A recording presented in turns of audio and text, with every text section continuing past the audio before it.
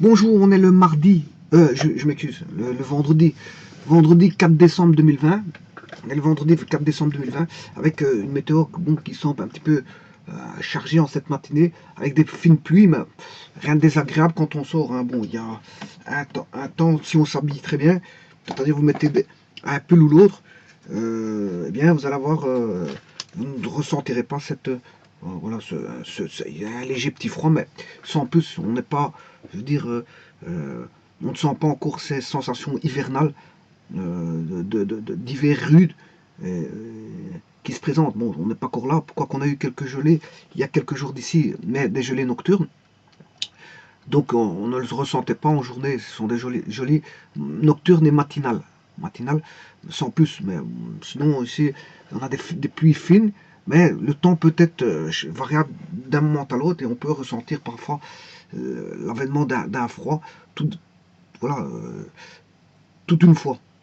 Donc ici pour l'instant on a des pluies fines avec un ciel un petit peu chargé. Ceci étant dit, voilà, je vais voir une nouvelle relation qui est, j'ai déjà vu une relation de ce type-là, qui est a le même reste que. Mais je l'avais fait après division par 5. Ici, ça va être un petit peu la même tournure des événements, c'est-à-dire que c'est à le même reste que après division par 3. Après division par 3 et non plus après division par 5. Alors, quand on établit une relation, bien sûr, il faut faire une comparaison entre deux éléments. Hein.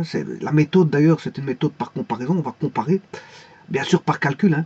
On va prendre, bien sûr, des actions. Comme c'est une division ici, il faudra aller chercher la division. Et je dirais, même, c'est pas n'importe quelle division, parce que ici, il s'agit tout bonnement d'une division entière, c'est-à-dire une division euclidienne. Donc, il faudra passer par l'action de la division euclidienne avant de voir son reste, pour comparer. Parce qu'avant de comparer, il faut trouver le reste. Voilà. Avant de comparer, hein, à le même reste que, ben, c'est une comparaison, on va comparer un nombre avec un autre, et s'il y a une relation, ben, c'est x et y qui aura une correspondance. S'il n'y a pas de relation, ben, voilà, il n'y a pas de relation, la relation, il n'y en aura pas. Mais il peut avoir une relation entre des éléments, donc il peut avoir une correspondance entre des éléments provenant d'un ensemble E vers un ensemble E. Donc les deux ensembles sont identiques, contiennent le même nombre d'éléments, et ont même cardinal, c'est normal parce que c'est le même ensemble. Donc c'est une division euclidienne dans le sens où c'est une division entière. Donc il faut passer par l'action de la division. On va comment établir voilà, la relation, comment étudier, parce qu'ici il s'agit d'une étude de la relation. Je vais étudier la relation. Eh bien, je vais établir d'abord la division entière. Et puis après, bon, je vais pratiquer par comparaison. Voilà. Donc, pour étudier la relation, ben, il faudra d'abord passer par une étape qui est voilà, la division entière, et puis par comparaison. Et puis après, il me faudra un support de raisonnement pour pouvoir établir le schéma de la relation. C'est-à-dire, le support, ce sera soit un diagramme de Venn, ce seront des diagrammes. Bon, je pourrais utiliser le diagramme Venn-Euler, Euler-Venn, Euler ou Venn, enfin, Euler ou Venn, voilà. Ou encore diagramme cartésien.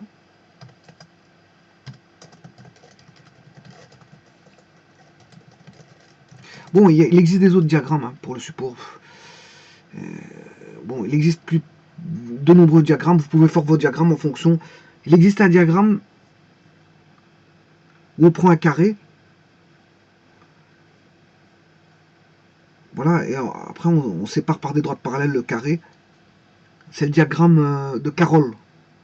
Bon, diagramme de Carroll. Bon, ceci étant dit, vous pouvez utiliser les diagrammes que vous voulez. Euler ou Venn, diagramme cartésien, peu importe. Moi, j'ai ma méthode, ce sera un tableau. Voilà, ce sera un tableau coloré qui ressemble un petit peu au diagramme cartésien. Voilà. diagramme coloré. Coloré ou diagramme ou tableau où je mets des 0 et 1, pourquoi pas.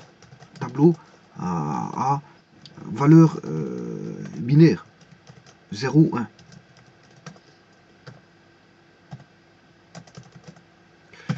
Bon, on peut tout faire, hein, on peut tout faire. Ça, c'est vous qui voyez. C'est une méthode, c'est un support de raisonnement. Donc, c'est pour mieux voir, avoir une meilleure visibilité de la relation. Elle en ressort. Donc, avant de voir ce qu'elle en ressort, bien, il faut faire, avant d'étudier étudier la relation, c'est d'abord de pratiquer la division entière. Encore faut-il savoir ce qu'est la division entière. Faire une méthode de comparaison pour comparer les restes, puisqu'on a trouvé les restes par division entière. Et ensuite, bon, établir la relation par diagramme de Lerhoeven ou diagramme cartésien ou tableau coloré, tableau à valeur binaire 0, 1, etc., etc. Bon, ceci étant dit, donc vous voyez que les actions à prendre seront... Bon, je vous rappelle que division entière, c'est un traitement. C'est un traitement. Comparaison, c'est un test. On va tester. Donc c'est un test. La comparaison, c'est un test. Voilà. Et bien sûr, puis après, il y a la visualisation sur un diagramme. Voilà. Donc si vous voulez des formes géométriques pour avoir ce qui va se passer, on va faire la division entière par traitement. Voilà. Et puis on fera la représentation par Lerven. Alors, ce qui veut dire que je vais d'abord faire... Je vais débuter.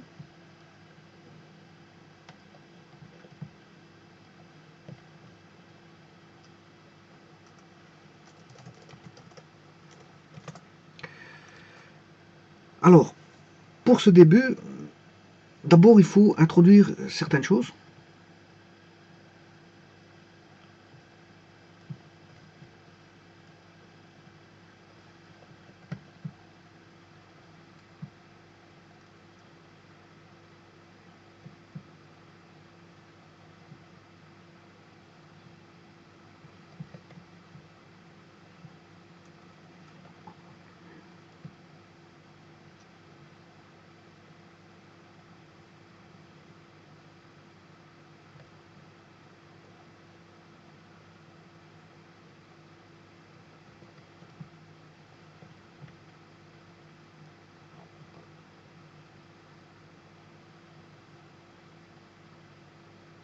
Alors, que faut-il introduire? Eh bien, il faut, la première chose à faire, c'est de savoir qu'on a une relation. On a une relation. Une relation. On a une relation. Alors, cette relation, elle est connue. C'est à le même reste que après division par 3. Donc, on a quelque chose de connu. On va traiter quelque chose de connu. On ne va pas traiter du néant, on va traiter ceci. Le traitement va être le fruit du traitement de la relation R. Alors, la relation R, bien sûr, a besoin d'éléments. Donc c'est une relation, bien sûr, provenant, une relation entre deux ensembles, c'est une relation binaire dans E. C'est-à-dire, c'est une correspondance de E vers E qui va faire intervenir un graphe. Donc, il faut trouver ce graphe. Alors, comment trouver ce graphe? Mais ce graphe va être trouvé, justement, par le traitement. Voilà. Je vais traiter tout pour retrouver le graphe. Voilà, le graphe. Donc, le but de la manœuvre, quand je vous disais l'ensemble, diagramme de Venn, on va d'abord trouver le graphe, R, et puis quand on a le graphe, on fait la visualisation. Voilà. Donc, on a pour l'instant uniquement une relation, et on a un ensemble E pour lequel on a des éléments. Alors cet ensemble E, je vais le mettre tout de suite. Je vais prendre l'ensemble, je vais l'indiquer en extension. en extension ou en individualisation, hein, E égale 1, 2, 3, 4, 5, 10, 7, 8. Voilà, c'est cet ensemble-là. Cet ensemble-là. De 1 à 8. Donc, si vous voulez, là, je vais faire... quand j'écris x, y, c'est, par exemple, ça vérifie la relation. Je prends un élément d'ici, et je regarde s'il a le même reste que si 2 et 5 ont le même reste. Voilà. Donc, c'est bien une comparaison. Et si c'est vrai, ben, elle va vérifier la relation x, y, x, elle vérifiera voilà, la relation. Mais si c'est faux, elle ne vérifiera pas la relation. Voilà.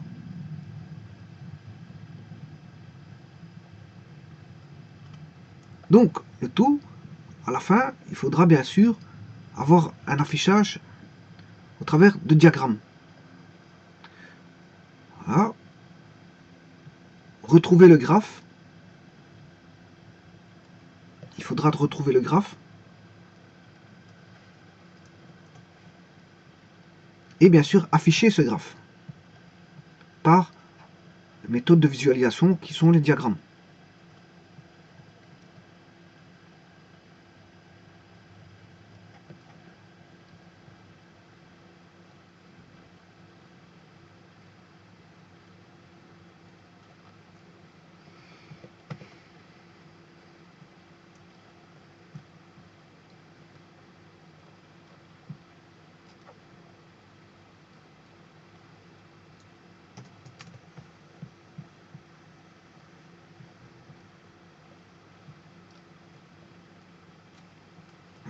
Ça, c'est l'affichage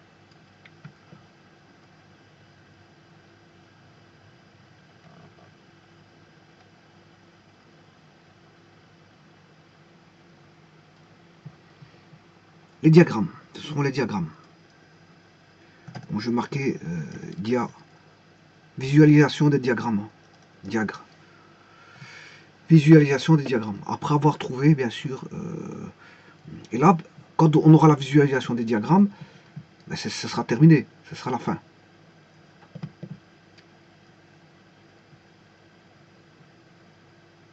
Là, on arrivera à la fin du traitement.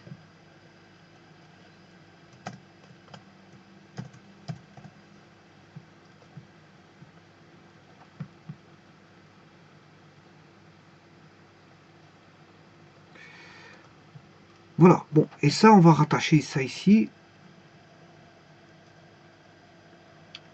Donc, le traitement. On va faire d'abord le traitement. Je vous ai dit qu'on va traiter une division euclidienne, une division entière. Alors, qu'est-ce que c'est qu'une division entière? Si je prends un nombre 33, je prends 33, 34, 35, 36, 37, 38. Bon, si je divise par 3, bon, tout d'abord, qu'est-ce que c'est que la division entière? Ben, vous avez des éléments, vous en avez 7, 1, 2, 3, 4, 5, 6, 7. Si vous voulez diviser par 3, c'est faire des paquets de 3. C'est faire des paquets de 3. Donc j'aurai un paquet, deux paquets. On aura deux paquets. Et si vous voulez, il va en rester un. Il va en rester un. Le reste, 1. Donc le 1, on ne sait pas diviser par 3. Donc on aura deux paquets de 3. Donc 7 divisé par 3 fait 2. Fait 2, c'est possible.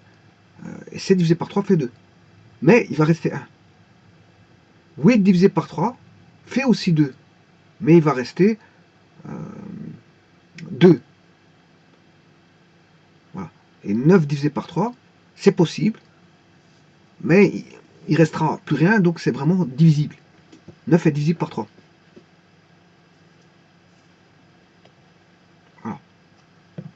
Alors, 33 divisé par 3, ça fait 1. Une fois 3, 3, 3 moins 3, 0. Je descends le 3. Il y va une fois 3, 3, reste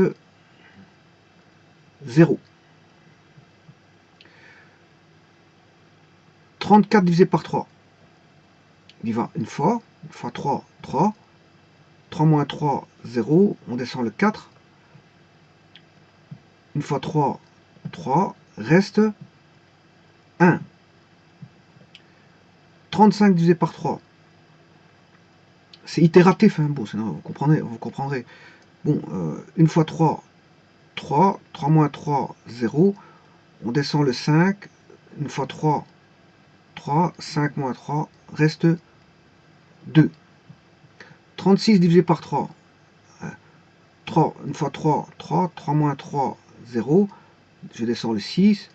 2 fois 3, 6. 6 moins 6, 0.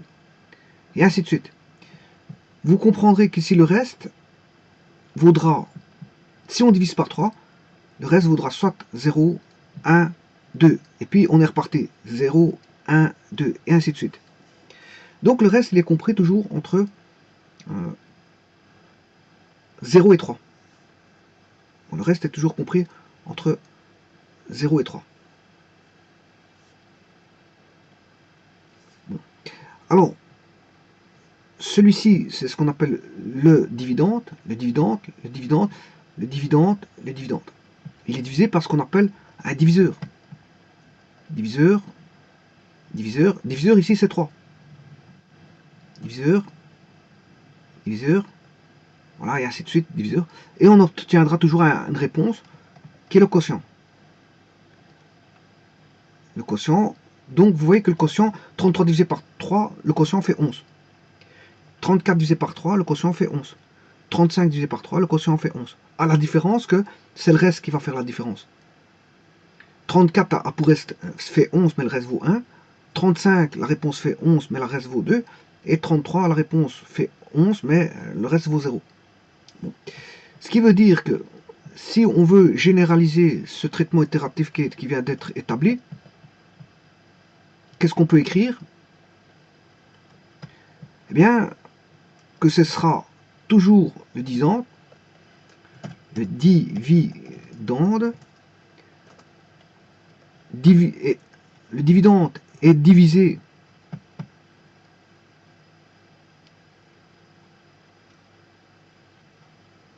le dividende est divisé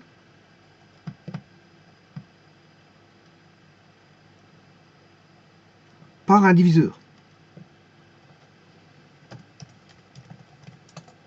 Le dividende est divisé par un diviseur pour obtenir un quotient et toujours un reste. On aura toujours un reste.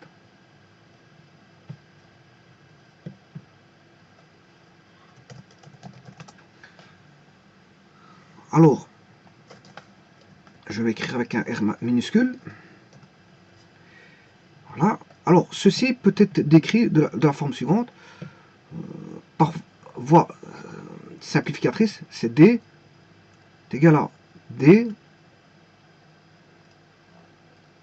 Q R. Voilà, c'est le schéma de la division euclidienne.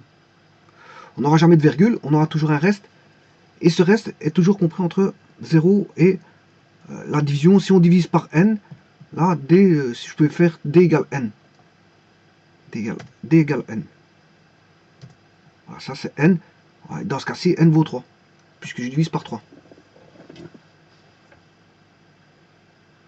Voilà. Donc, ce qui veut dire ici, le reste, il sera toujours plus petit que n, mais toujours plus grand ou égal à 0. Voilà, pour le reste. Ce qui veut dire que le reste, c'est un nombre naturel, c'est une division entière. Je manipule que des nombres positifs, hein, donc j'aurais pu mettre dans Z. Z prend en compte les positifs et les négatifs, et N prend les positifs, hein, en compte. Donc ici, je manipule que des nombres positifs. Voilà. Donc, R appartient à N, et R appartient à l'intervalle 0, oui, N-1, je m'excuse, N-1. N-1. Ouais, parce que le reste, il vaudra 0, 1, 2. Quand on divise par 3, le reste vaut 0, 1, 2. Si vous divisez par 5, le reste vaudra 0, 1, 2, 3, 4. Si vous divisez par 28, le reste vaudra de 0, ira de 0 à 27. Donc, c'est de 0 à n, oui, alors vous ne prenez pas le n. Par contre, ici, je peux écrire autrement, le reste appartient de 0 à n-1, et n-1, je le prends. Je peux le prendre.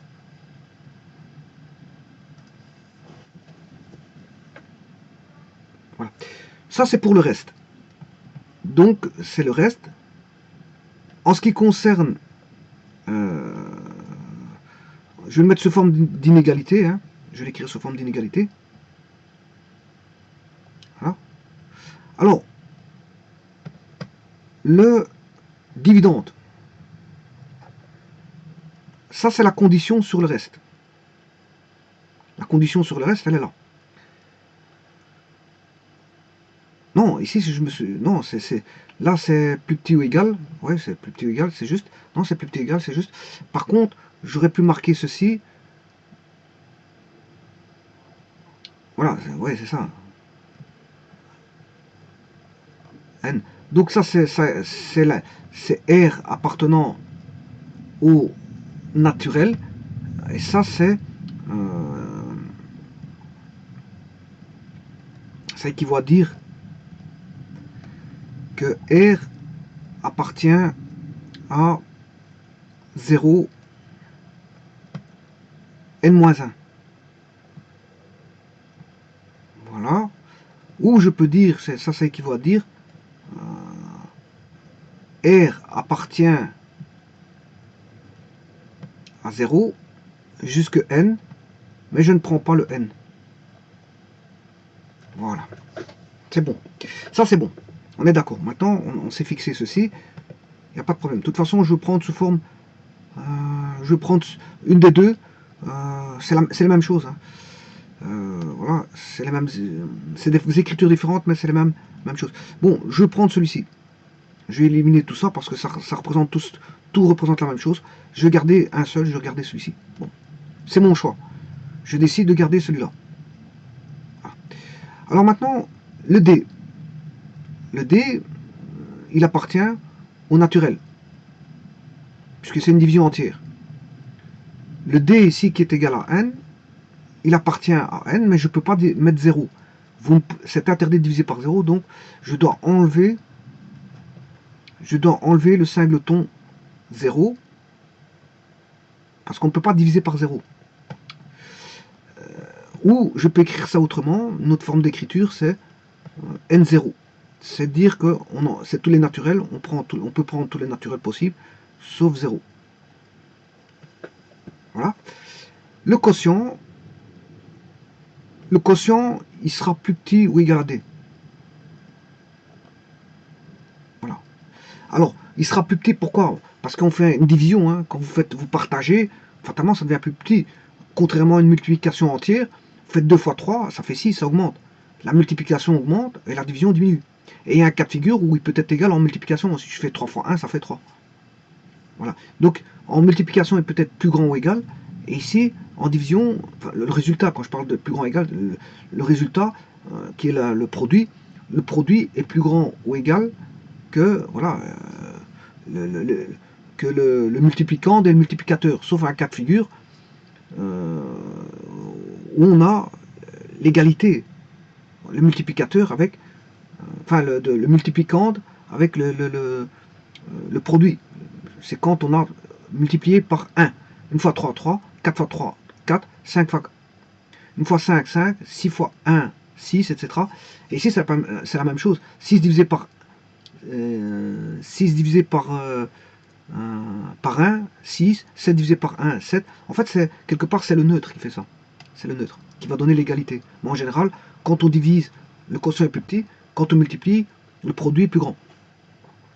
En général, bon, il y a un cas de figure où il y a égalité, c'est quand on manipule le neutre de la multiplication qui est 1. Voilà, et ça, vous avez toutes les conditions pour la division euclidienne. Et ça, c'est le traitement. C'est le traitement. Alors maintenant, sachant cela, on peut écrire que le contraire, si on a D est égal à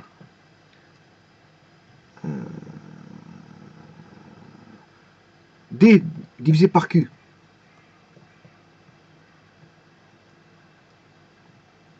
D divisé par Q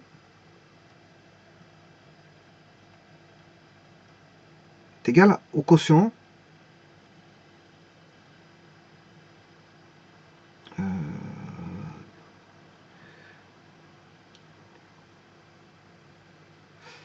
en tout cas, ici, on aura, si je fais D, pour avoir la preuve, vous voulez faire la preuve, vous faites le diviseur fois le quotient, plus le reste, vous donne le dividende.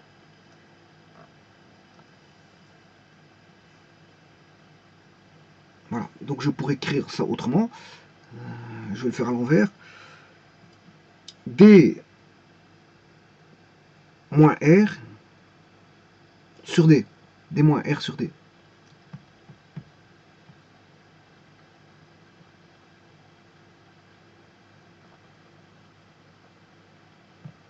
D moins R divisé par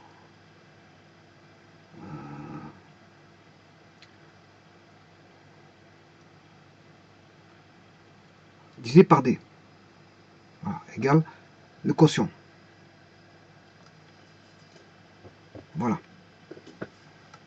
C'est deux formes d'écriture. Bon. Mais généralement, on fait D, petit d, diviseur, fois le quotient, plus le reste. Alors, je rappelle que ceci, c'est le, ouais, je l'ai dit tout à l'heure, dividende, diviseur, quotient et reste. Dividende moins le reste divisé par le quotient. Je vais prendre un cas de figure. On va prendre 43 divisé par 3. Il va une fois. 3, il va une fois. Dans 13, il va 4 fois. 4 fois 3, 12. Il reste 1. Alors, si je fais 43 moins 1,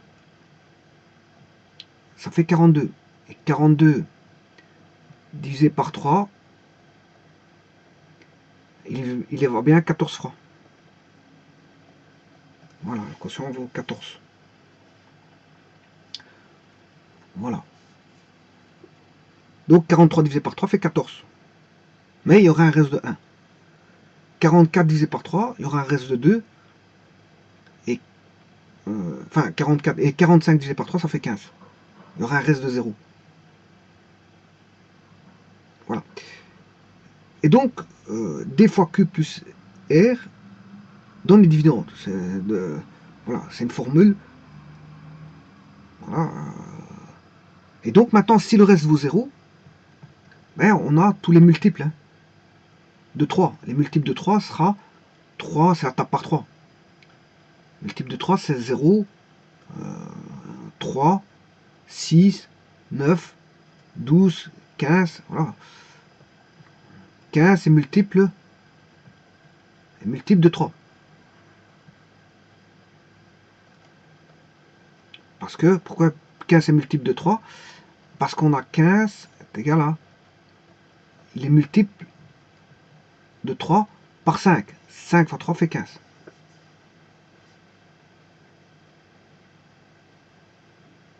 Mais on dira aussi que 3 divise 15. 3 divise 15. 3 divise 15. En d'autres termes, 3 est un diviseur de 15. 3 est un diviseur de 15.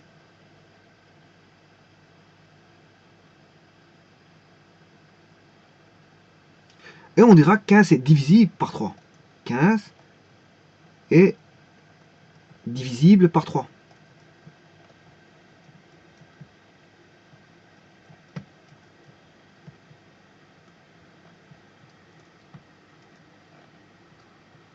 Voilà. Et tout ceci, c'est le traitement qu'il faut faire. Donc on fait la division, on regarde le reste, et une fois qu'on a le reste, à ce moment on fait la comparaison. Et ça, c'est le traitement de la division euclidienne. Donc, je vais reprendre ceci.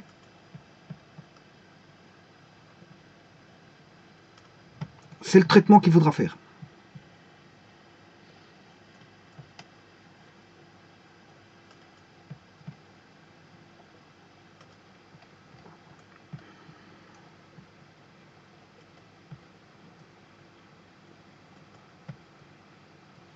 Donc, je vous ai dit on débute, on a une relation à le même reste que, après bien sûr division par 3.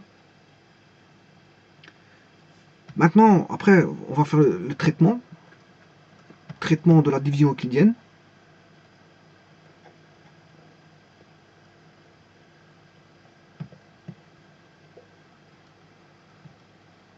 Donc, c'est ce que je viens de voir. Division euclidienne.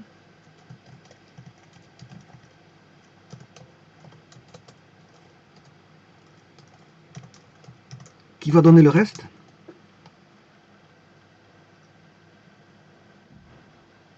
Oui, division. Voilà, la division euclidienne.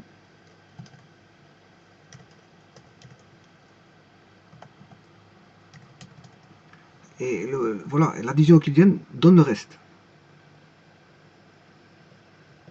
Alors ensuite,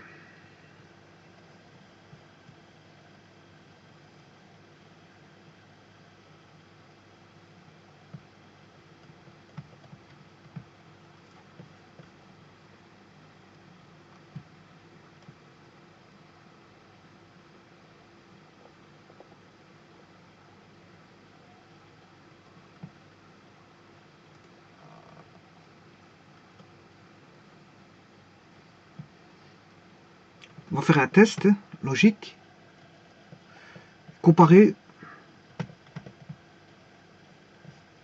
le reste.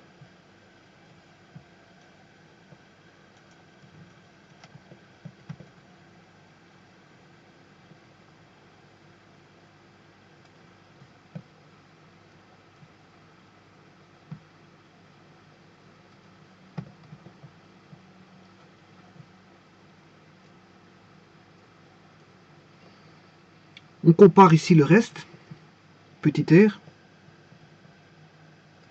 si il est égal. Bon, il y a deux cas de figure, soit il est égal ou soit il est différent.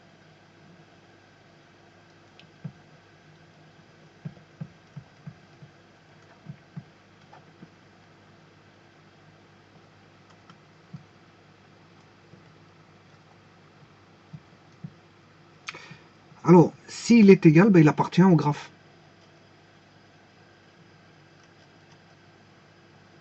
Appartient à la relation, il appartient à la relation. Donc, s'il est égal, il appartient à la relation. S'il n'est pas égal, il n'appartient pas à la relation.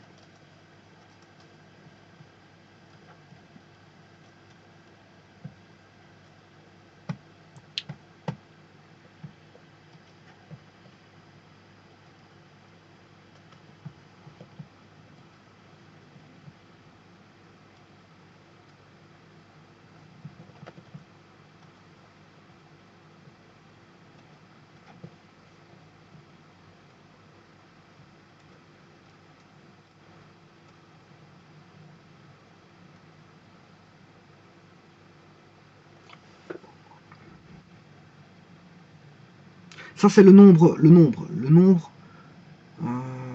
c'est le nombre A. Je m'excuse ici, c'est le nombre A. A, ce serait, ou X, le X ici. Voilà, X, je compare, voilà, je fais une division euclidienne, mais il faut que je prenne deux nombres. Hein. Je prends bien sûr un nombre X de E et un Y de E. Voilà. XY appartenant à E. Voilà. Et là, je fais la division euclidienne. X divisé par 3 et Y divisé par 3. Ah, et là, je regarde les restes. Si les restes sont égaux,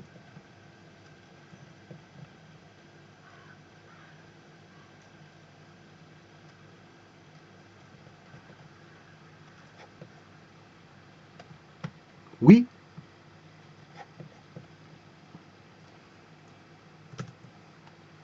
on a la relation, on a une relation X, relation Y. On a X relation Y. Donc XY appartient au graphe. Sinon, XY n'appartient pas au graphe.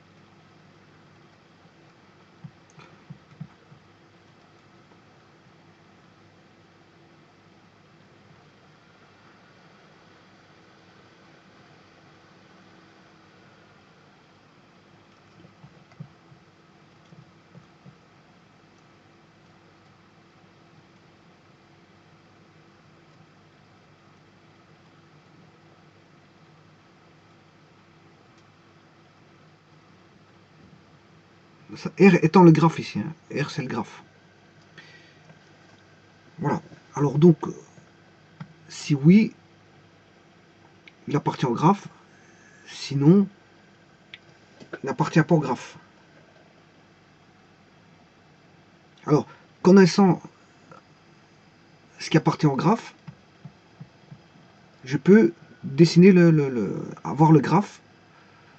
Hein, voilà, avoir le graphe. Donc en faisant ça, j'ai le graphe. Hein. Donc il y a le graphe.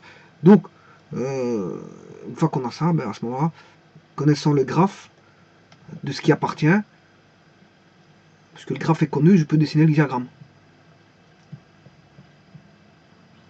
Par le traitement de X et Y, X relation Y, ben, j'ai le graphe. Voilà, on a le graphe.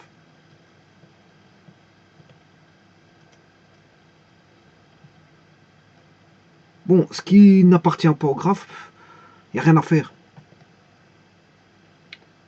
Voilà, donc on peut aller directement à la fin.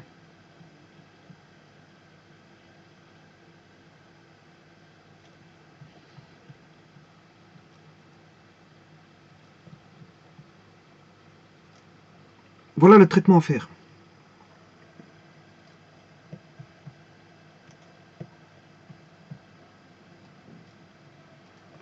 Voilà, le traitement il est là.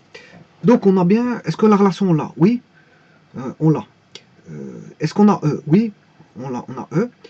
On va prendre XY, on va faire des divisions par 3 des XY. Voilà, ensuite on va regarder le reste, si le reste est égal. Bien sûr, le reste de X et le reste de X et le reste de Y. Alors, s'il est égal au reste, eh bien on a on établit voilà, on traite, on le met dans le graphe, X et Y, on le met dans le graphe. Sinon, on ne le retient pas. On retient s'il appartient au graphe. Une fois qu'on connaît les éléments qui sont pris au graphe, mais on peut construire. À la rigueur, euh, voilà, je peux le placer directement dans le diagramme. Je peux le placer directement dans le diagramme. Bon, ben, on va faire ça. Voilà, je vais faire ça. Donc l'ensemble E, c'est 1, 2, 3, 4, 5, 6, 7, 8. Alors, je vais mettre les valeurs de E. Je vais reprendre ici 1, 1, 2, 3, 4, 5, 6, 7, 8. Alors, je vais aller rechercher le modulo. Le modulo.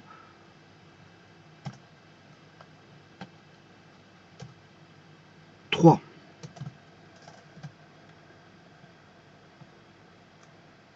Bon.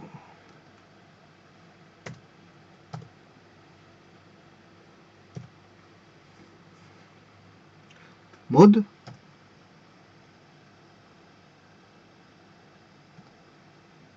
Alors, le nombre, c'est 1. Et le diviseur, c'est 3.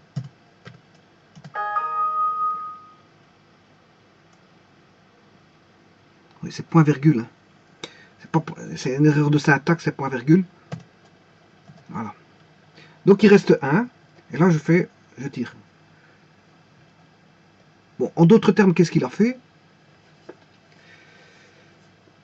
Mais je vais le faire avec un autre ici. Parce que moi j'ai utilisé directement une formule toute faite. Vous faites 2 divisé par 3. Voilà. Voilà. Et bien sûr, vous faites... je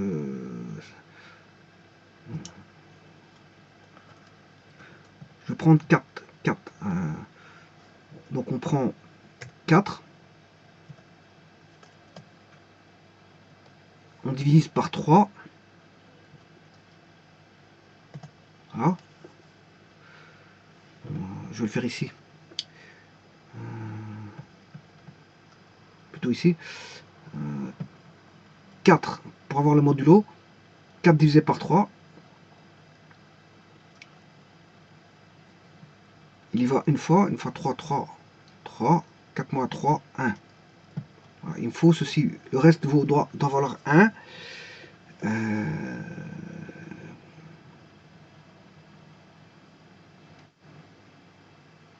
Donc, c'est la fameuse formule des...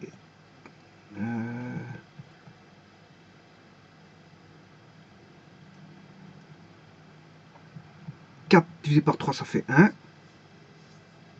Voilà. Il faut faire une division entière. Voilà, il faut faire une division entière. Donc, je vais retourner dans le tableau. Là, ça doit donner 1. Je vais vous montrer ceci. Donc, je fais celui-là divisé par 3.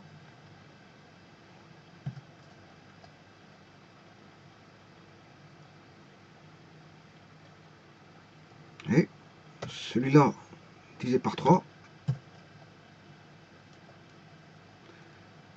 Je tire.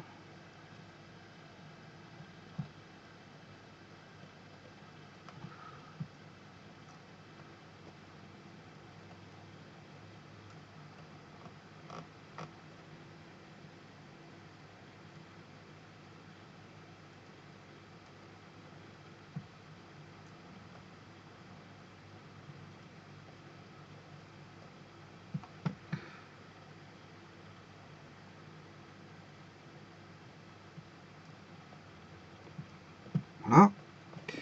Ensuite, je vais rechercher ce nombre-là.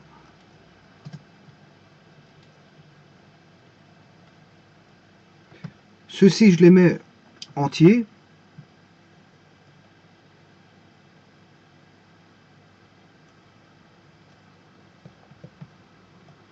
Sans virgule. Voilà.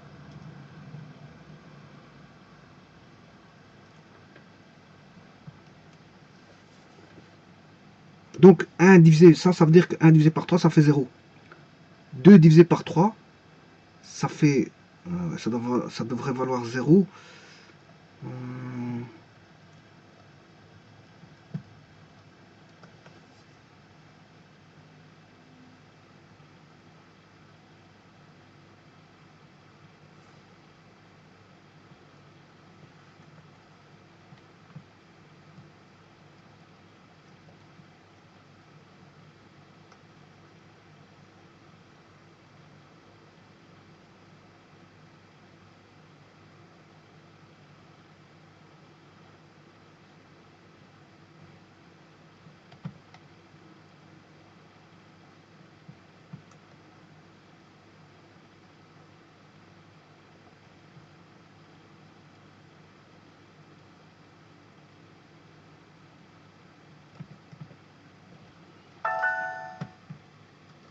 Bon, ça veut dire que je devrais transformer en entier. Donc, je vais chercher la partie entière. Il existe une fonction qui est partie entière.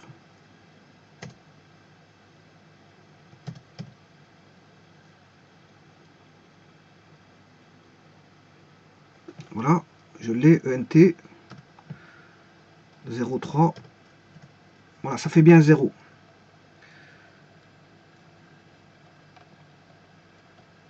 Là, ça fait bien 0, ça fait bien 1, ça fait bien 1, ça fait bien 1, voilà, ça fait bien 2, ça fait bien 2, voilà, c'est ça. C'est exactement ça. Alors, maintenant, donc c'est partie entière, c'est ENT. ENT, voilà, il y a ENT et il y a... faut utiliser deux fonctions. Voilà, la fonction mode, MOD, et partie entière ENT. Voilà. Alors maintenant, c'est facile de trouver le reste, puisqu'en fait, vous faites cette valeur-là, moins, voilà, ceci. Voilà les restes. 1, non, c'est pas encore ça les restes, je me suis trompé quelque part. C'est... donc,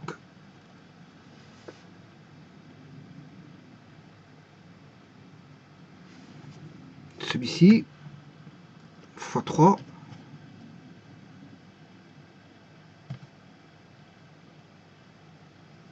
moins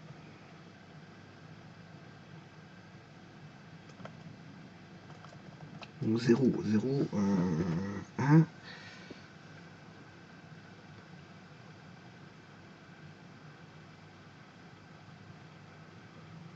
Non, le reste, je l'ai déjà. Hein. Je sais pas pourquoi, ce que je cherche. Voilà, je voudrais le faire. J'ai deux méthodes dans la tête. Et voilà, le problème, il est là. En fait, le reste, il est déjà là. Bon, c'est 0. Le reste de division de 1 divisé par 3, ça fait 0. Là, le reste, il est là. Hein. J'ai directement le reste. Voilà, j'ai pas besoin de... Il y a une autre méthode. Il y a une autre méthode bon, voilà, que je peux faire directement par la formule D que j'ai vu tout à l'heure. Hein. Un grand D, je peux le faire par cette méthode-ci. D égale D fois Q plus R. Je peux traiter ceci. Mais comme j'ai joué avec des fonctions toutes faites de modulo, voilà, et partie entière, je sais trouver le reste. Hein.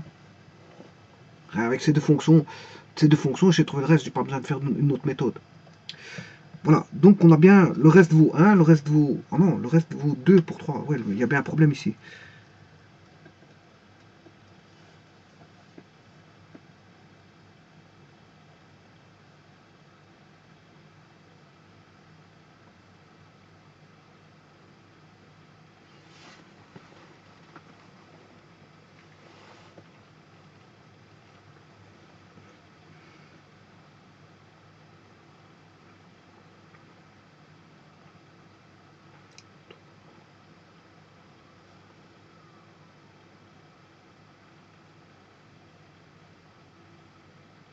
Oui, mais non, je raconte des bêtises. Hein.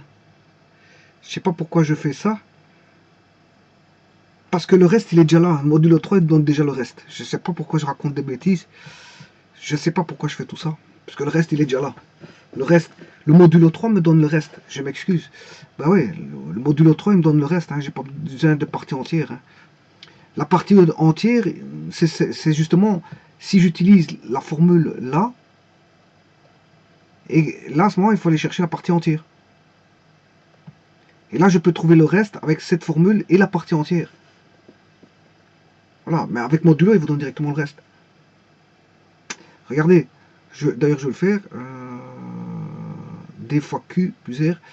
Donc, je vais diviser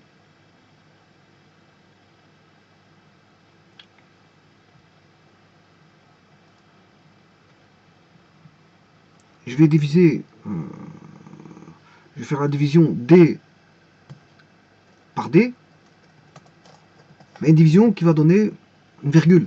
Donc je fais 1 divisé par 3. Voilà, ce qui donne 0. Mais en vérité, normalement, il ne devrait pas avoir 0.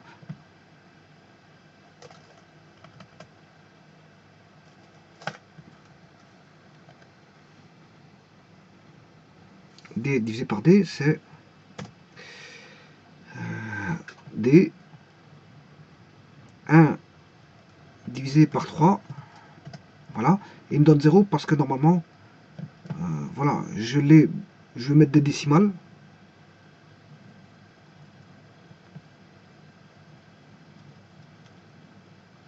Voilà, 4 décimales.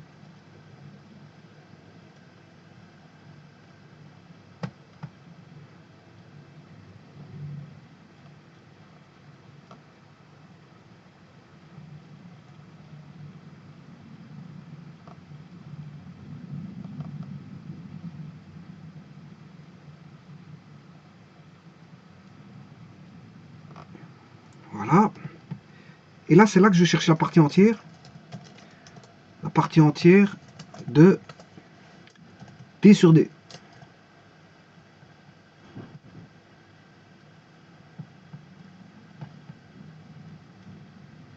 Voilà.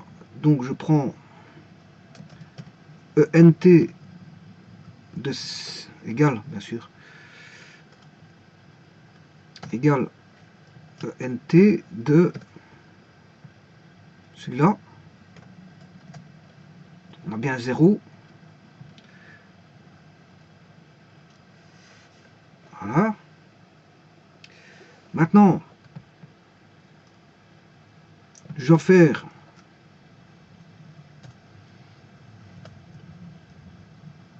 j'ai la partie entière, D divisé par D.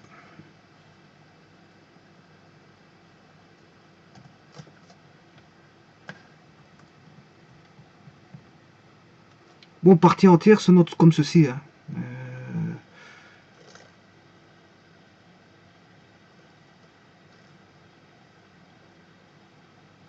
C'est avec des crochets.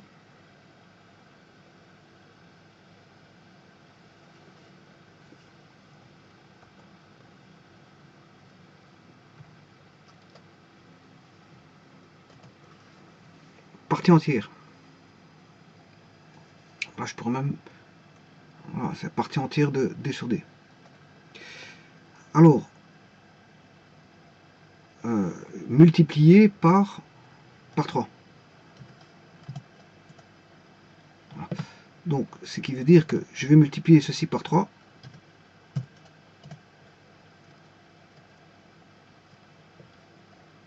Voilà, 6.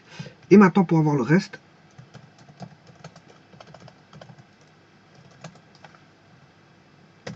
je fais 1 moins ceci. Voilà.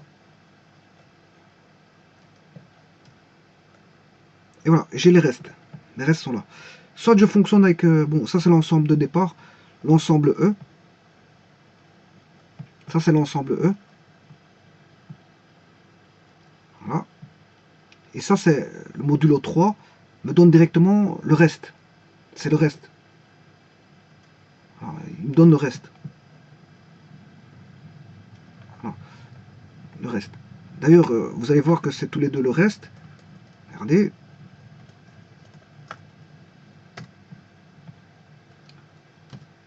Il y a bien égalité parce que ça va me donner 0. Voilà, ça va me donner 0.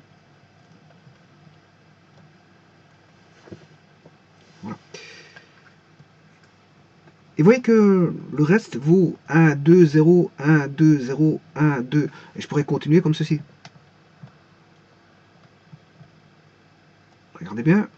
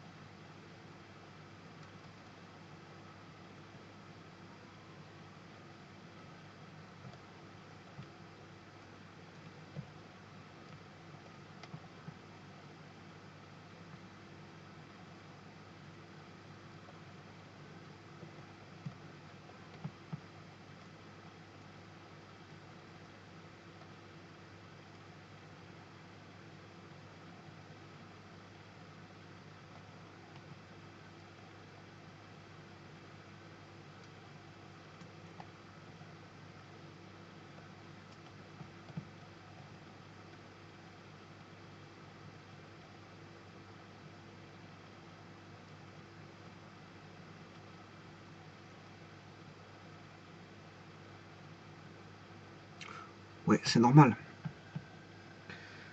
C'est normal que j'ai ça. Parce que ici, il faut des valeurs. Si j'ai pas de valeur là-bas, il va me mettre... Voilà, je vais d'abord tirer ceci.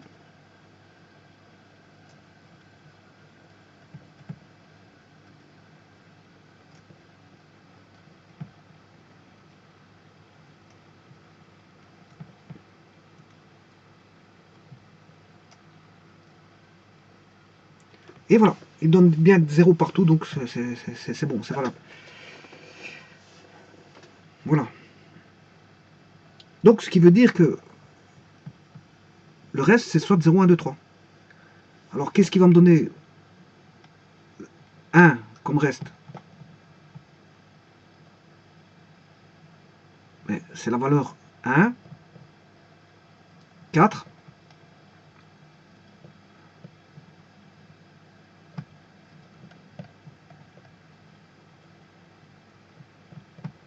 1,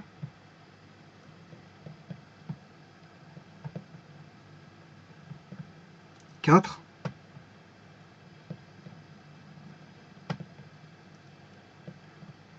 7, 7,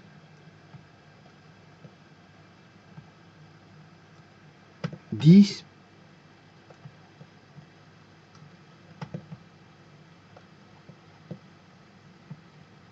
13, et ainsi de suite. Qu'est-ce qui va me donner la valeur 2?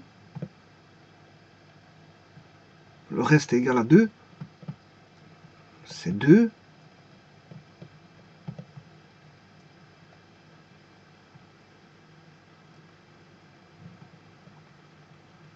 2.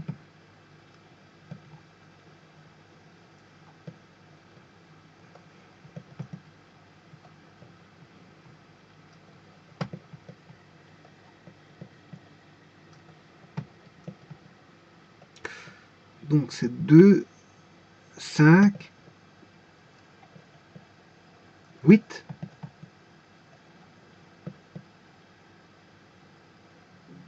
11. Qu'est-ce qui va me donner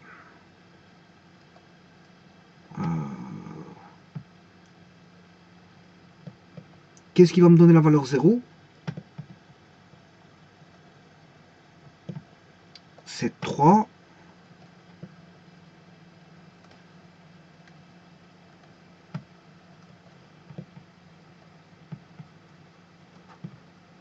3, 6, 9, les multiples, c'est normal là. 9,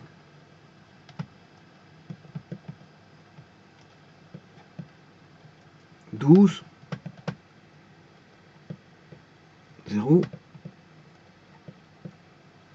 0, 0. Voilà, le traitement est terminé. Voilà le traitement qui est ici. C'est la phase de traitement. C'est la phase de traitement, division euclidienne. Donc j'avais les données, on les avait. Là, j'ai fait la division euclidienne. Voilà. Alors maintenant, je vais passer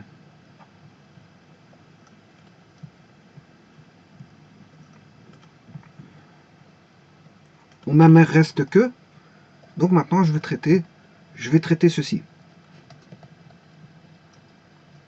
Je vais traiter ceci. Alors, je prends uniquement ceux qui ont le même reste, parce que ceux qui n'ont pas le même reste, je vais directement là à la fin. Ceux qui n'ont pas le même reste, bon, je fais rien avec, c'est ça que je veux dire. Je vais directement à la fin.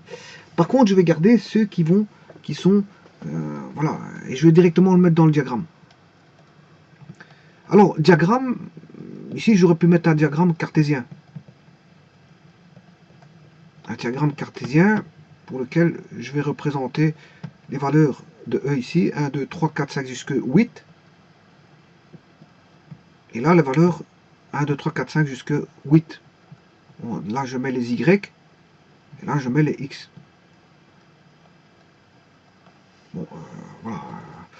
j'ai décidé de faire un tableau. Je ne fais pas un diagramme cartésien. Je fais un tableau à double entrée.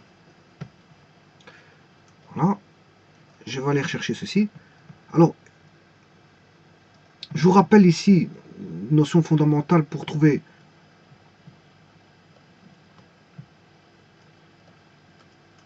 qu'est-ce qui va donner un reste égal à 0. Ben, c'est donné par une... Les restes égales à 0 seront donnés par une formule de sommation. Hein. Ce sera 3K. Tout ce qui est 3K pour K égale 1 jusque M va donner pour S 0. C'est-à-dire si K vaut 1, j'ai 3, K vaut 2, 6, K vaut 3, 9, va donner 0. Alors, qu'est-ce qui va donner pour reste 1 hein, c'est 3K moins 2. 3K moins 2. Voilà, donc K égale 1 jusque M. Si K vaut 1, 3, 3 moins 2, 1. Si K vaut 2, 3 fois 2, 6. Si K vaut 2, si K vaut 2, 3 fois 2, 6 moins 2, 3K.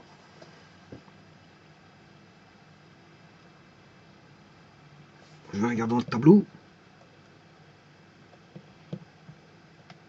Qu'est-ce qui va donner pour reste 2?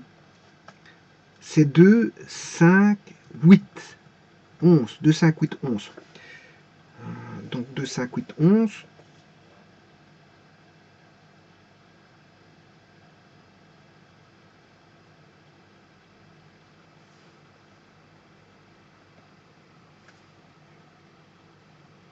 Je vais regarder, c'est pas 3K moins 1. 3K moins 1.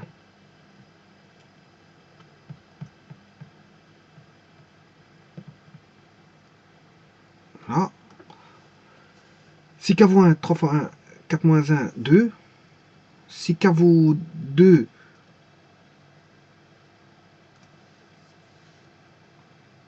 en fait c'est pas une somme, c'est même pas une somme. C'est pas une somme ici. Je m'excuse, c'est pas une somme. C'est pas une somme. Je somme pas du tout. Donc c'est plutôt ceci. Qu'est-ce qui va donner 3K?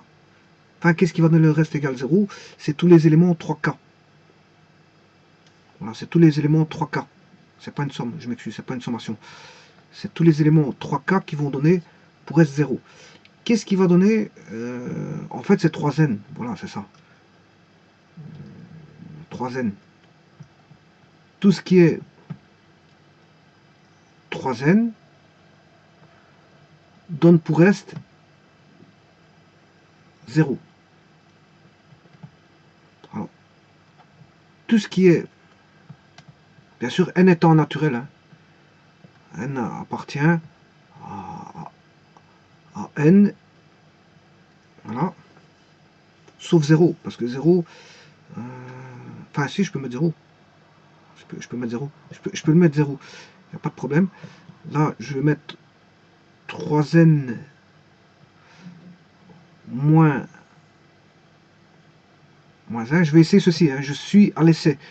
Attention que je suis à l'essai, donc c'est pour ça que je réfléchis un petit peu. Donc ça me prend un petit peu de temps. Alors 3n ça fait n égale 0, on a moins 1, donc là je peux pas mettre n égale 0.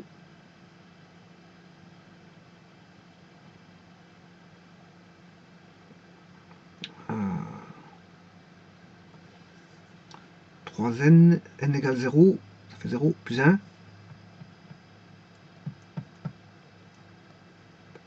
Là ça ferait... ouais. Donc je dois avoir 2, 5, 8, 11 donne pour reste. Je vais d'abord faire celui-ci. 1, 4, 7. 1 donne le reste 1. 4 donne 1. Donc 1, 4, 7, 1, 4, 7, 10, 13. 1, 4, 7, 10, 13. Donc je vais prendre ces références-là. 1, 4, 7, 10, 13. 1, 4, 7, 10, 13. Alors, 0 fois 3, là j'ai bien 1. 2 fois 3, 6 plus 1.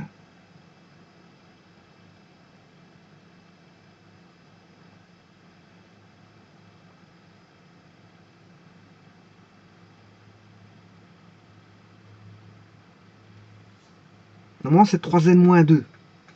Je peux mettre 3n-2. Mais à ce moment, il faut que j'enlève le 0, parce que ça ne marchera pas avec le 0. 3n-2. N vaut 2. 2 fois 3, 6 moins 2, 4. 3 fois 3, 9 moins 2, 7. Voilà, ça marche. Mais je dois enlever le n égale 0. J'ai un reste égal à... Tout ça va me donner un reste égal à 1 pour n appartenant à n sauf 0. Parce que si je mets 0, ça fera, j'aurai moins 2. Voilà, je vais démarrer en 0. Donc j'enlève le 0. Je vais commencer à partir de 1. Voilà. Donc j'ai bien 1 fois 3, 3 moins 2, 1. 2 fois 3, 6 moins 2, 4. 4 fois 3, 12 moins 2, 10. 5 fois 3, 15 moins 2, 13, et ainsi de suite. Donc c'est bon. Et donc vous aurez compris que le dernier, normalement, ça devrait être 3. Donc c'est 2, 5, 8. 2, 5, 8, 11.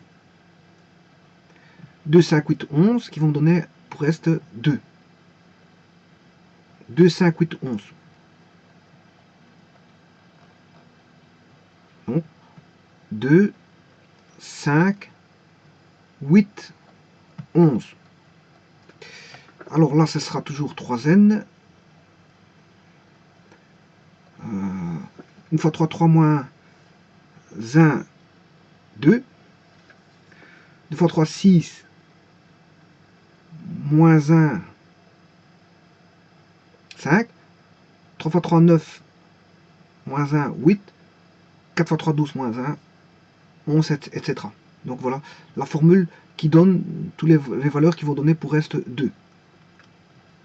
Voilà. Donc ça c'est n, bien sûr pour n appartenant à n, sauf... Je peux pas mettre 0 parce que sinon je vais avoir moins 1. Voilà, n sauf 0.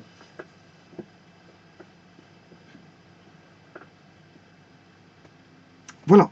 Donc ici vous avez les formules qui vont vous donner 3n-2, c'est toute valeur qui va donner pour reste 1.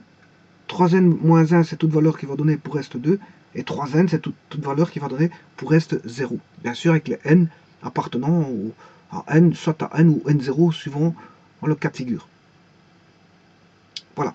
Alors maintenant, ceci étant fait, je peux faire la correspondance. Qu'est-ce qu'il y a pour reste qu'est-ce qu'il y a pour reste 1? Le 1. Donc, 1 divisé par 3.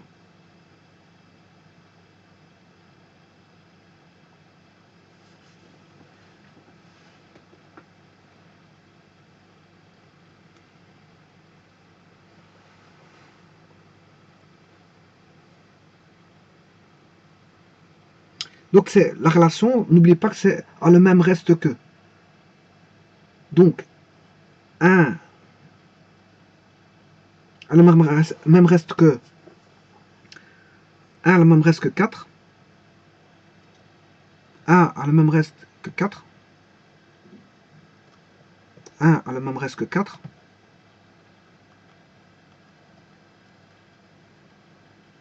Qui a le même reste 1 a le même reste que lui-même. Hein. Bon. Après division par 3. 1 a le même reste que 4 par division par 3. 4 a le même reste que 1 après division par 4. Voilà. Alors, 2, donc 1, 7, 4 a le même reste que 4 après division par 3. Donc je vais mettre 1, 4 et bien sûr 7. il m'en reste que 7, voilà. Alors 1, donc ça c'est 1, 4, 7. Hein.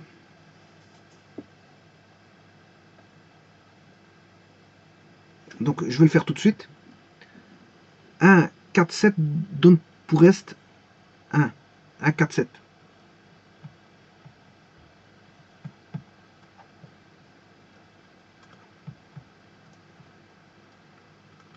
Maintenant, je vais faire le diagramme, hein, deux diagrammes, un par tableau. Voilà. Donc, 1, 4 et 7 ont le même reste, c'est 1. Après division par 3.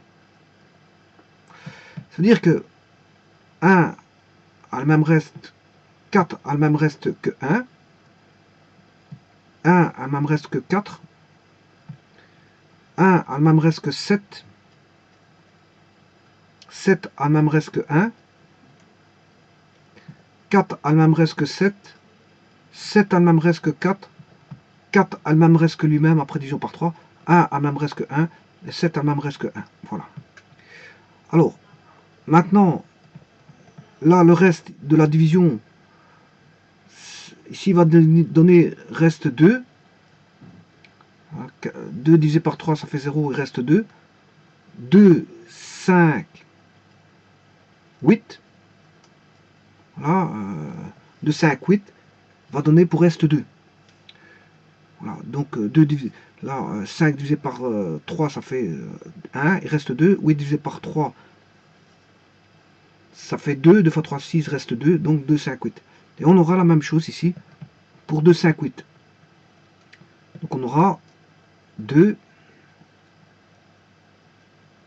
a le même reste que 8, 8 a le même reste que 2, 2 a le même reste que 5, 5 a le même reste que 2, 5 a le même reste que 8, 8 a le même reste que 5, et 5 a le même reste que lui-même, 2 a le même reste que lui-même, et 8 a le même reste que lui-même. Voilà. Alors maintenant le 3. Le 3 reste 0, 6 le reste 0. Voilà, donc on a 3 et 6 ont le même reste. 3 a le même reste que 6, et 6 a le même reste que 3. Et 6 a le même reste que lui-même. Voilà. Donc là, je vous dis tout de suite, c'est une relation d'équivalence. Donc on a du RST ici, réflexif symétrique transitif, réflexif symétrique transitif, et là on a du réflexif symétrique transitif. Comme c'est partout RST, on a le schéma de l'équivalence. Donc c'est un schéma d'équivalence. Voilà. Alors maintenant, je vais mettre ça dans le tableau. 1, 7, 7, 1. 1, 7, 4, 1. 1, 7, je vais retenir 1, 7, 4, 1. Alors, 1 a le même reste que 4. 4 a le même reste que 1. 7 a le même reste que 1. 1 a le même reste que 7. 1 a le même reste que lui-même. 4 a le même reste que lui-même. 7 a le même reste que lui-même. Ça, ce sont les boucles. 1, 1, 4, 4, 7, 7. 1, 7, 7, 1, 1, 4, 4, 1. Et il reste 7, 4, 4, 7. Voilà. Alors, je vais tracer une diagonale et voir s'il y a bien une symétrie. Les boucles, elles y sont, hein, c'est tout ce qui est sur la diagonale. 1, 4, 7 se trouve sur la diagonale, donc on a les boucles. C'est pas un problème, ça. Alors, effectivement, j'ai bien une symétrie. On a bien une symétrie. Parce que j'ai 1, 4, 4, 1, 1, 7, 7, 1, et on a 7, 4, 7, 7, 4, 4, 7 et 7, 4.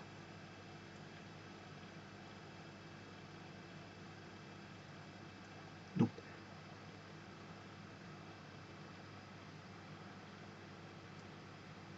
voilà. Normalement, je vais compter le nombre de flèches. Hein. Avec le nombre de flèches, je dois pouvoir me retrouver. J'ai 1, 2, 3, 4, 5, 6, 7, 8, 9 éléments. 9 flèches. Donc je vais me retrouver avec 9 éléments. Et effectivement, j'ai bien 9 éléments. Par contre, là, il y a quelque chose qui ne va pas. Le 8, c'est pas bon. Je me suis trompé. C'est 7-7 ici. Voilà. Là, il est symétrique. Là, il est symétrique. Voilà. Alors maintenant, je vais faire le deuxième. Donc, je suis bien en plein dans le diagramme. Hein. Je suis ici, dans le diagramme ici. Je suis en train de la fabrication de diagramme. Maintenant, je vais faire 2, 8, 5, 2, 5, 8. Il y a 9 flèches aussi.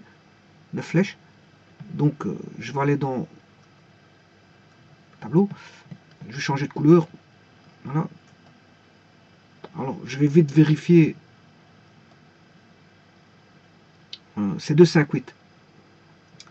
Donc, on a 2, 2, 5, 5, 8, 8. Donc, on a déjà 3, il en reste plus que 6. 2, 5, 2, 5, 5, 2, 2, 8, 8, 8, 2. Voilà. Alors, il m'en reste 1 parce que je dois en avoir 9. Ah, il m'en reste 2. Donc, je vais regarder. 2, 5, 8. 2, 5, 8. Normalement, je devrais en avoir un. Oui, ici. Voilà. Et je devrais en avoir un normalement ici. Et c'est 5, 8. Effectivement, parce qu'on voit bien la disposition. Hein. Rien qu'avec la disposition, on s'est trouvé.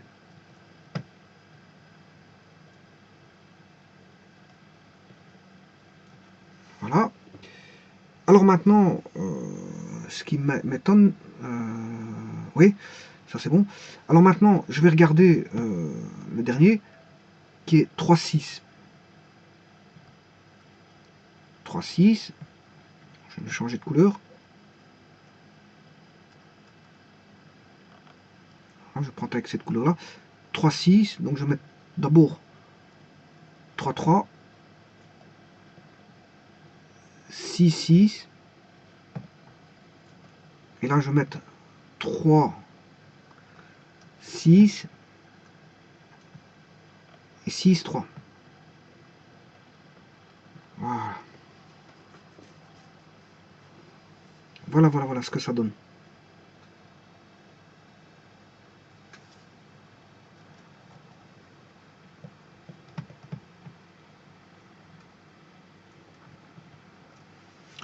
Donc là, j'ai bien 9, 18, plus 4.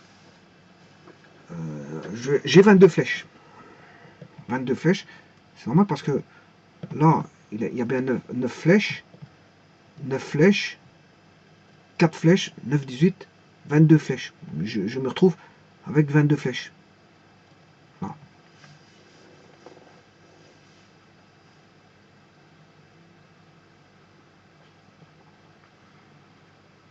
Donc, ça, c'est la représentation du tableau, si vous voulez.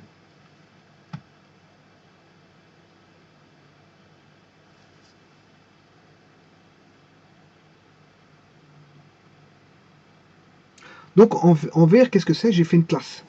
C'est tous ceux qui donnent pour reste 1. Voilà. En mauve, c'est tout ce qui donne pour reste 2. Et en brun, c'est tout ce qui donne pour reste 3. Qui donne pour reste 0. Voilà. Voilà. En brun, tout ce qui donne pour reste 0. Voilà.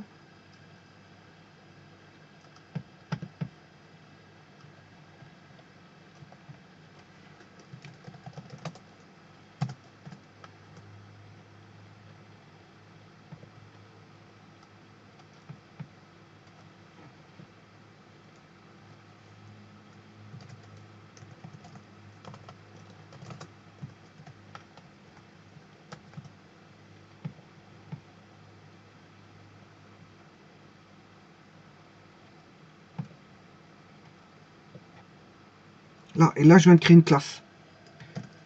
Une classe, voilà, une classe d'équivalence. Je m'excuse, je viens de créer une relation, ouais, une relation d'équivalence avec des classes.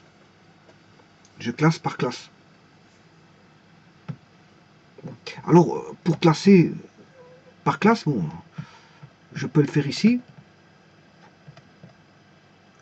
Pour ça, il faut que j'enlève ceci. Donc, le traitement est terminé parce que le diagramme a été fait. J'ai placé toutes les équivalences. Alors, pour avoir par classe, je vais rechercher celui-ci. Celui-ci, c'est le reste qui donne 0. La classe des restes égale à 0. La classe des restes égale à 1.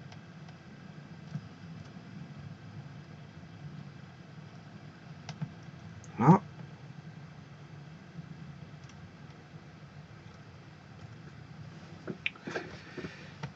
Bon, je vais le faire un peu plus proprement.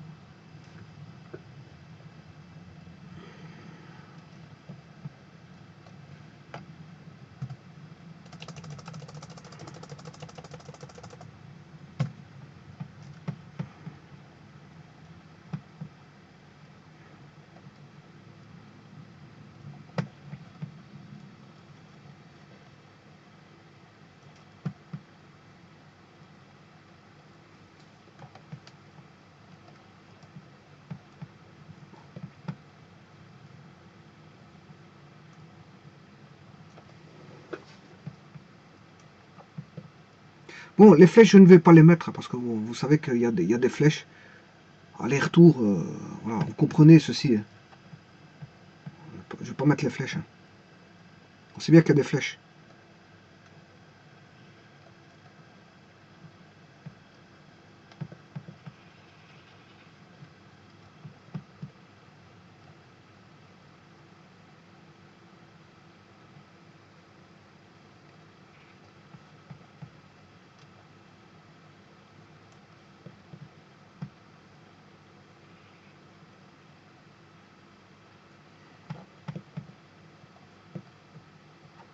Voilà, ça c'est la classe qui va donner pour reste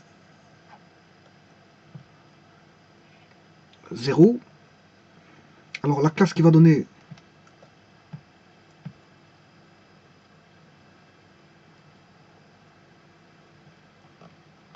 1.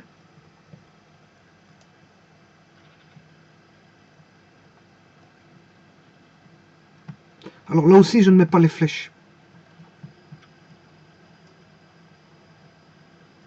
Vous savez bien qu'il y a un aller-retour. Hein.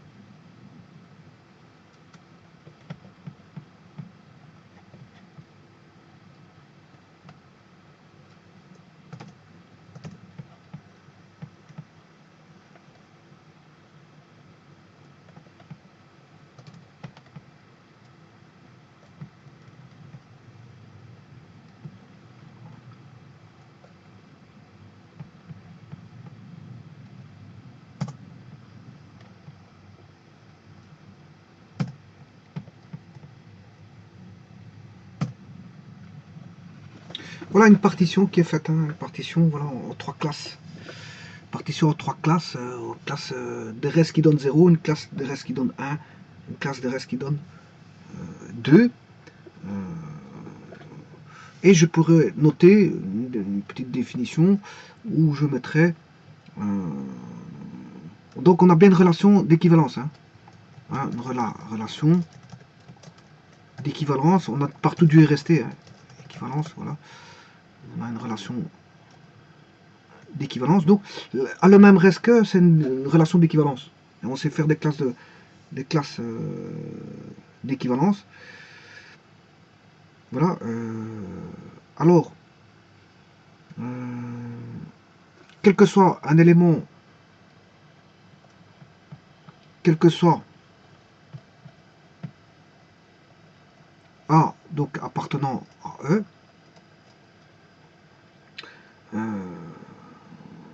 on aura une classe d'équivalence de A, ce sera le sous-ensemble de E, ce sera le sous-ensemble de E, qui est égal à, si vous voulez, X,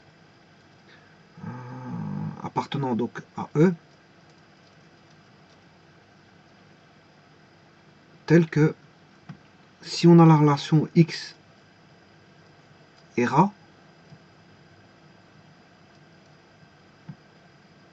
je peux écrire que c'est relation de A.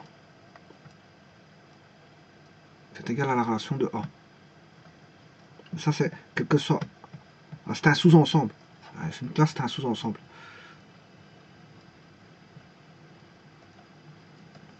Donc, je prends un élément de A. Par exemple, je prends 2. Si je prends 2, il va se classer. Ben, voilà. 2 va vérifier la même relation que celui qui a le même reste que 2. Le même reste que 2. Voilà. Si je prends 5, 5 il va se classer. Si je prends 5, il va se mettre ici, dans cette classe-là. Parce que c'est tous ceux qui ont pour reste le même reste. Voilà, il vérifie la relation à le même reste que tous ceux qui donnent le même reste que 2. Donc par comparaison, je peux le comparer par rapport à, voilà, à 2 à 5, 2 à 8. Voilà, si je prends 5, A vaut 5, je peux comparer 5 à 2, 5 à 8. Ils auront la même relation. Donc il va vérifier, il appartient au graphe. Il appartiendra au graphe. On aura 5 relations 2, mais j'aurai aussi 5 relations. Relation, c'est à la même reste que, après division par 3. 5 à la même reste que 8, après division par 3. Voilà. Donc 5 relations 2, 5 relations 8. Donc, si vous voulez, 5,2 appartient au graphe.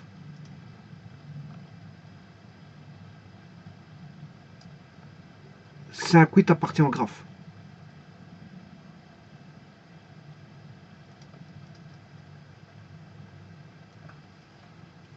Alors, je vais juste terminer en mettant le graphe parce que je ne l'ai pas encore mis. Je vais le mettre ici. Alors, je vais te mettre le graphe. Donc, R, le graphe, ce sera bien sûr 2,2, 8,8, 5,5. Voilà.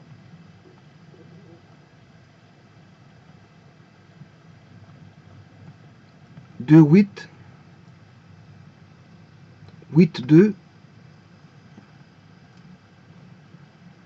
2,5, 5,2, 8,5, 5,8. Bon, là, c'est qu'une partie du graphe. Hein. Voilà, donc je viens de faire 8,2, 2,5, 5,2, 8,5, 5,8, Voilà, ça c'est pour celui-ci. Bon, et vous pouvez continuer, hein, faire, je peux faire la partie ici, point virgule, je vais le faire. Donc j'aurai 1, 4, 4, 1,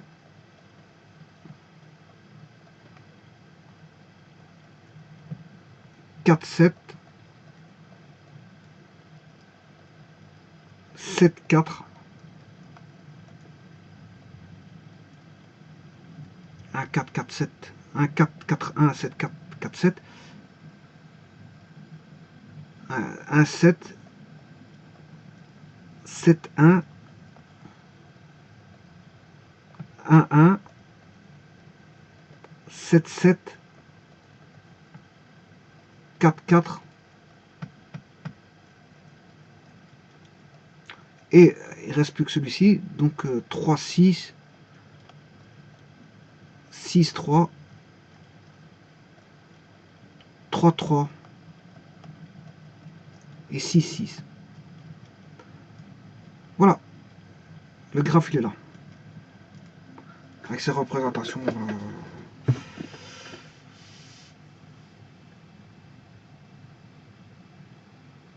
Donc, la relation a le même reste que est une relation d'équivalence. Voilà, je vous remercie.